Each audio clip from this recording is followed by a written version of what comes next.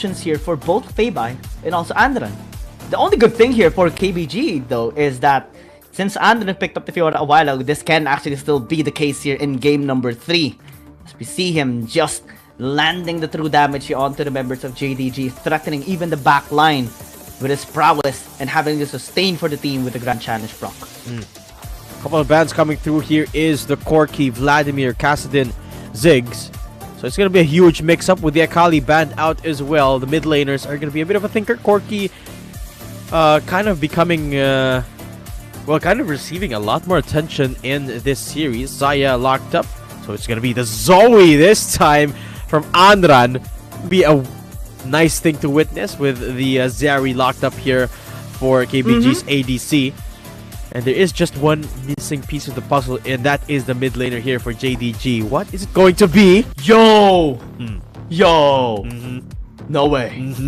No way. I wish you could see my camera right now. I'm smiling, GG. You know I'm smiling. Yeah, looks like we have the smile synergy. Oh, okay. Our smiles turned into frowns suddenly. But yeah, we do understand the case here of JDG. I think this provides so much more of the AoE and magic damage as well that will be lacking if they picked up the Yasuo. Yeah, and it does play in really, really well with the Camille and the Galio as well. An extra layer of wombo combo. So, fine, JDG. The Orianna works. Fine. Don't give me the Yasuo. It's okay, I guess. Sure. But going back here into the draft, KBG this time putting Datan on that Vi is one of those things that we're waiting to see what happens. Of course, it's the biggest question mark here still that is yet to be answered in this series is, of course, that jungler performance this time on the Vi. Will it work or will it not, especially against such a heavily wombo combo team fighting oriented composition that is JDG? That is the challenge. I mean, a while ago, we saw during the match of Thunder Talk versus Fennel, a great wombo combo coming in from a Gragas and Orianna. But this time, it can be made as well with a Galio and Orianna. The only thing they need to be very careful of course, is the UU special later on, with the Gragas still being picked up here on the side of KBG. Because they have the burst to follow up. They have the buy as well to land in more CC than they need. It's going to be very scary for sure. Last match between KBG and Jingdong Gaming. Let's see who will reign supreme this time around. Yeah, I do have to say though, GG, I like this composition coming out from JDG.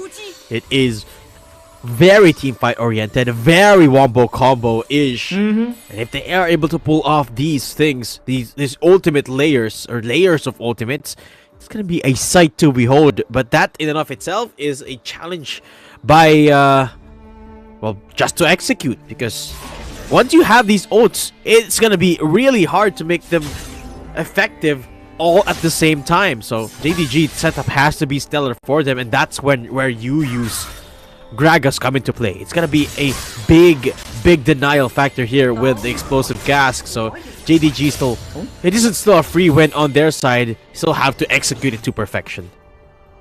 1,134 damage per minute. That is high. Per minute. Oh my god. Per minute. It's big. I like these statistics, by the way, especially the gold ones. When they put up the gold per minute statistic, that's my favorite. But the damage one, also an interesting one. You know what my favorite one is? What?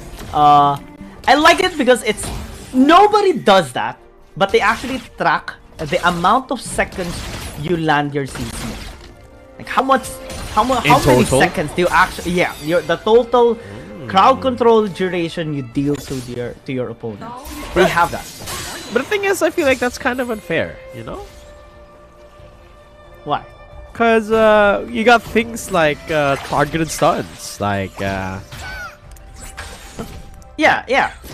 But like the thing that boggles me is that who counts that? That's true.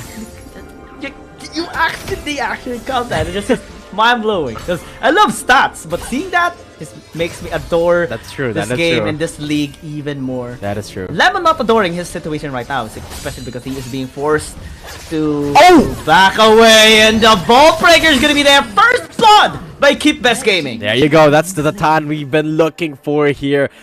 Unexpected and busts out with the Vault Breaker into an immediate cease and desist there. Making sure that Lemon will not survive. Look at that. It's just perfect timing too. The patience. Tatan was about to recall, but the moment that Camille showed up there, it's just nothing to go in the way between them and Lemon. So Lemon just goes down without much of a fight at all. JDG this time lose out on the first blood bonus. It's KBG to pick it up. This time on Datan. Is it on Datan or KG? Yeah, I think it was on KG to got the execute, but of course Datan was the one to set it up. So beautifully done there for the coveted jungler, but as of now, it's just gonna be a bit of a slowdown again. This is one of the reasons why I mentioned earlier that JDG should be very, very careful in their picks and bans, especially in the first pick rotation, because Datan is just so good on this Vi. This time, he is going to be lingering down in the bottom lane, level 6, cast new special, going to be denied. Great flash by Max to just dodge it out, but at least that's already a big summoner spell denied from Max. A lot less action, surprisingly so, in this bottom side. Remember, the first couple of games, these four players have been skirmishing every few seconds in the early game, but now we have yet to see any, even with both or all of the ults available now on that side, which was a little bit curious, but not too curious actually, because that means they're both just playing safe. Meanwhile, top side, bit of a skirmish. KBG getting the slow with that riposte.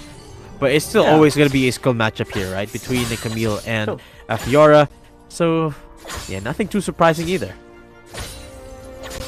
To be honest, I actually thought that Lemon would be picking up the Riven once again.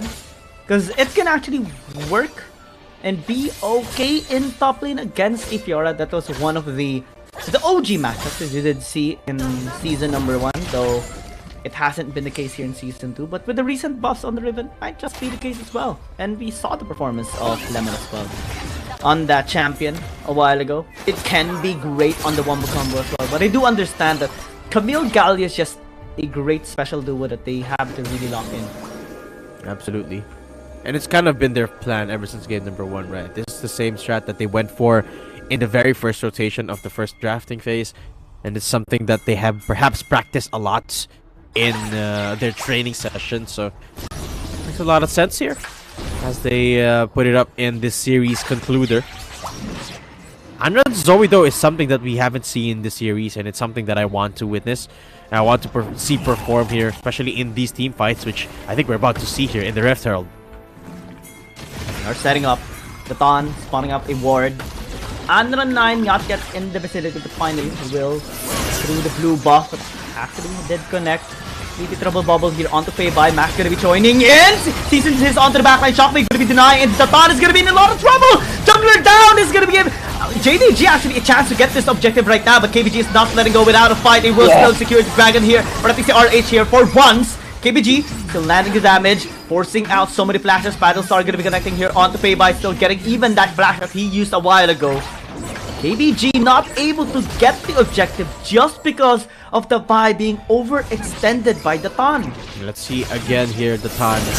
He was actually quite far from the Rift Herald, and then he flashes over, finds the engage, but he just got shockwave there by Payby. Nice little awareness there on Payby.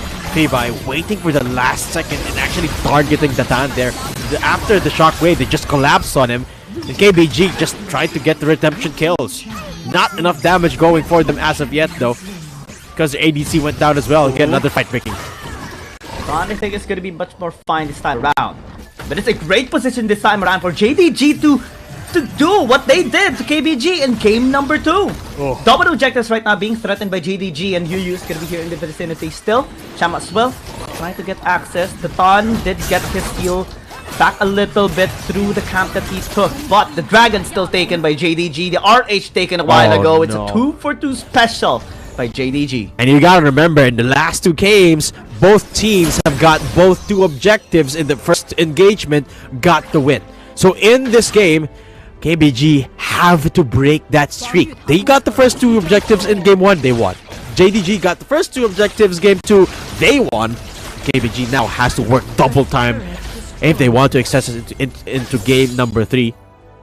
And they do take the first turret before JDG even peps the hero, but Tatan again looking for something. Yeah, Yu's gonna be here as well. Holding battery onto the back line here, onto the Oriana at 5x, still gonna be staying alive. Max helping him out, getting the outplay shield as well.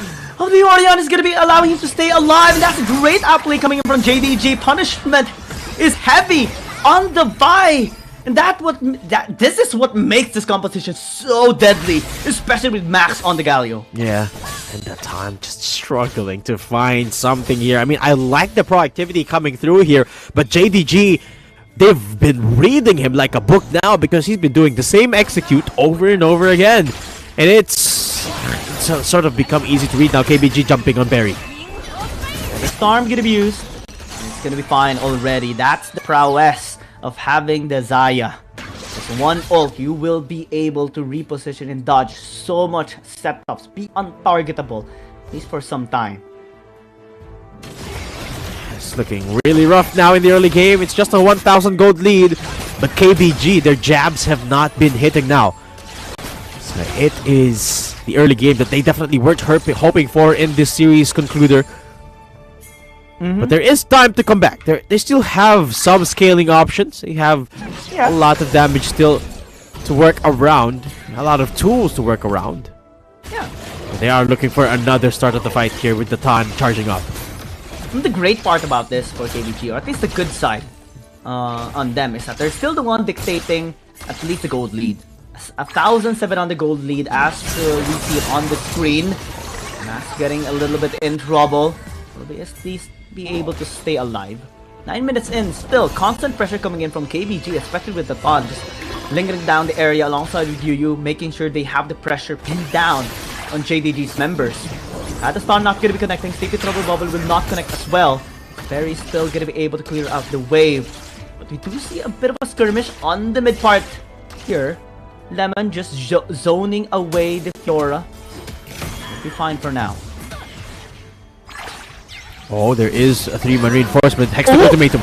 They actually dive, and now Lemon's gonna be joining as well. The Shockwave will just find the Crystal members here of KBG. Duran is gonna be alone in this mid lane. Yu a little bit late. The cast is gonna be ineffective at all. Kid is just onto Max. Lemon as well, gonna be shotting away. JDG getting a tower, 2 kills, and just tons of gold now to just equalize the lead that KBG had prior to this fight. And this is the power of this comp from JDG. Remember, you were talking about them being a couple of thousand gold behind, but because they're able to execute these wombo combos, look, Hextech ultimatum, Hero's entrance into the Shockwave, and KBG got obliterated after that.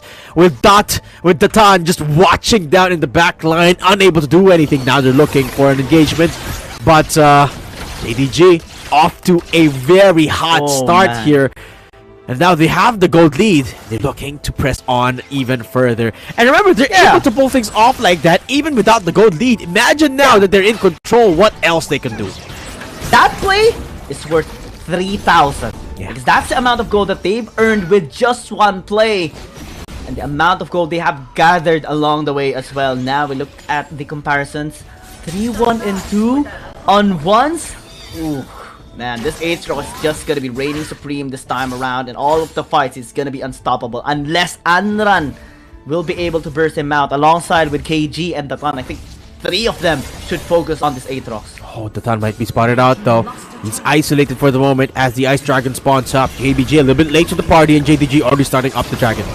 Yu is gonna be setting up here as well. Max is taking a bit of damage. The Shockwave again out to 3 members. Never's gonna be in the vicinity as well. Feather Storm gonna be used at least for the meantime here by JDG. Barry still able to free hit here.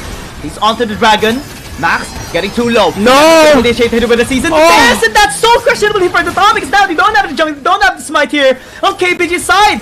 JDG can just reset here and just prepare for the Dragon once again. Once it's here, just waiting patiently, stalking the members here of KBG. Faba as well is healed up, has the crown, will be procced here by Shama, and will be fine still.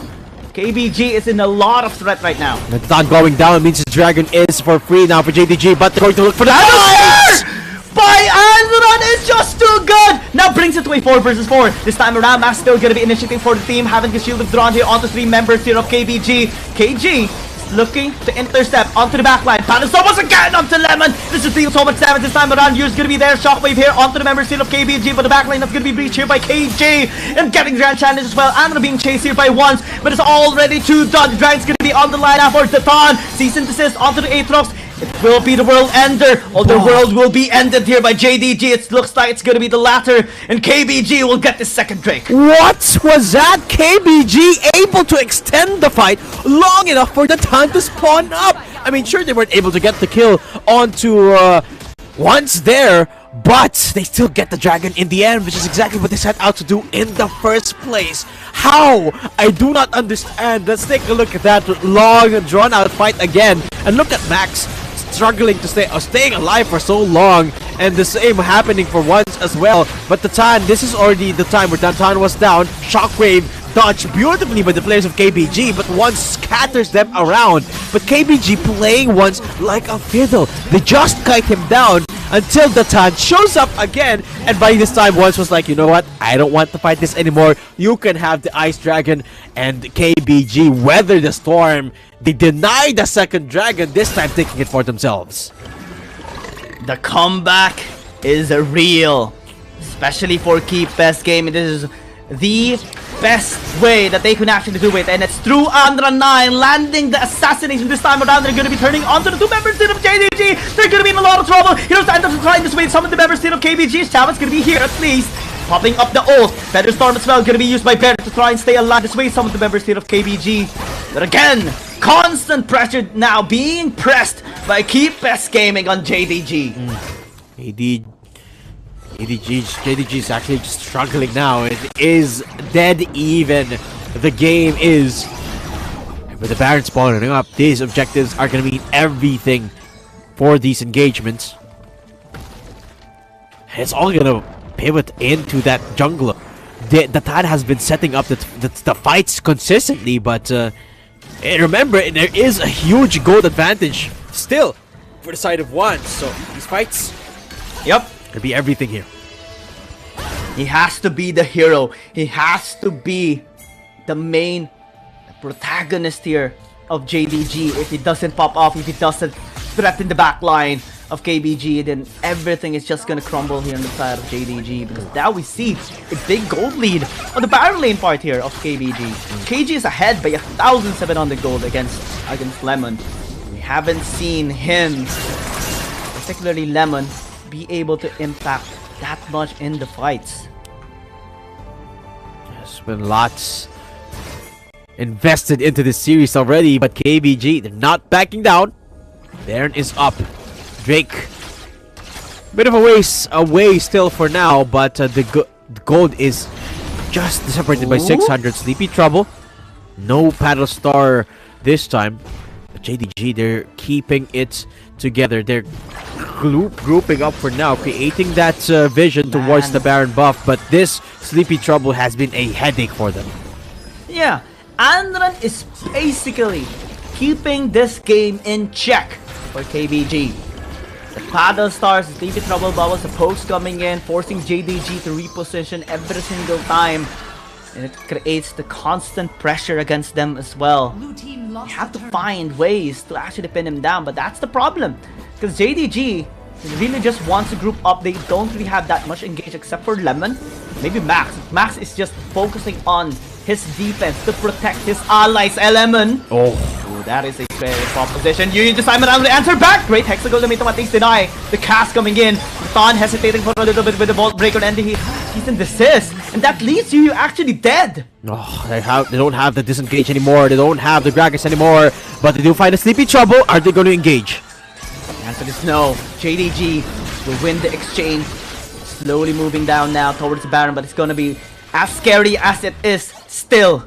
KBG has the burst, and it hit Feibai, forcing out the flash, and now it has to disengage. No Honey Fruit nearby. There's going to be a scary proposition this time around for JDG. Max going to be initiating here with the Justice Punch and the Shield of God as well. Still going to get burst out, and the set is going to be popped off this time around. Shauma leading the charge. Battle Stars not connecting from Andra 9. Still, One for this place, just because of his pressure, just because of this Zoe, JDG couldn't get anything. Absolutely true. The KBG thriving off of that. Deny the Baron for now, and JDG can't even get close. They forced out so many things, buy so many time, until JDG was like, you know what, let's just bail out. This is not worth it. And KBG have to keep the pressure on against JDG, and Jangma has been doing that work. Or rather, Anran has been doing that work for the entirety of the squad here for KBG. Suffice to say, the fights haven't really been working out in their favor, but the stalling potential is just immaculate here on the Zoe. They've just been able to deny so much here from JDG, but Yu and the Tan has to work together if they want to make this entire roster work, because they can't end the game like this just stalling out. Yes, they can buy themselves a bit of time and space, but they can't end it like that. The Tan looking for another attempt. Man, the pokes coming in, it's just too huge. Very all of it chunked down to half. Pokes coming in from the Oriana as well, just to, you know, scare off some of the members here of Best Game, and they actually turning it on to Xiaoma. A little bit questionable, but this time they are going to be following up the Super Heroes entrance. And they're 9 going with the Battlestar. Max is going to be tanking some of it. KG is in the vicinity, just stalking, crawling, sneaking behind, unable to get the flank. Still, JDG feeling the pressure. Elder Dragon going to be spawning up this time around. Thon going to be starting it up as well. Yu stalking them, preventing any access. It has to be Max who moves on first. Oh, the positioning is just suboptimal here for KGB. Tan is isolated again, and the rest of the squad is separated here. The good thing is they're able to keep JDG bleeding. Now they can turn. Max unable to get hit. It's actually really good, especially with the CP trouble bubble, causing a lot of trouble here for the side of JDG. And now, Thon and KG starting the Elder Dragon, forcing JDG to actually commit onto the fight. Thron just gonna be hitting onto Yu. At least it prevents them from getting this Elder Dragon for now. But looking at top lane and bottom lane, waves are crashing, constantly pushing towards JDG. That's why KBG is doing this type of playstyle. They're not sure if they can take the Drake. Oh! They actually turn onto the 8 on the Stamina. Once may not be in a lot of trouble with Stamina, still able to dash away. Here's Ender's gonna be used as well, but Demon's gonna be the primary target this time around. Grand Challenge is gonna be popped up, and Camille's gonna be dead. Sham as well gonna be in a lot of trouble. Has to kite a wave effectively. Fabi's gonna be here. Shockwave not connecting onto anyone. And KBG has their eyes on the Elder Dragon. Might be unstoppable this time around. No one's there to contest. No, but this the teleports are coming in. They are gonna be there. One's still gonna be here, but again, no ults on multiple members here of JDG. KBG gonna be respecting them still. Max takes so much damage, chunked out half. 6,000 on the Elder Dragon. Battlestar's definitely working this time around. Max has to disengage this time around. Yu preventing anyone from having access. Barry! Oh! Still able to stay alive, but still very crucial here for JDG. This time around, the cease and desist onto the Thon, landing onto the Aatrox. One still committing onto the damage, still able to sustain himself for so long. But prioritized by KG. It's done deal. Nobody cares. KG doesn't care. KBG gets the game number 3. KBG, what a performance that was in that final game. They stole for the Elder Drake for the longest time. Meanwhile, KG was on Nexus duty, and they barely win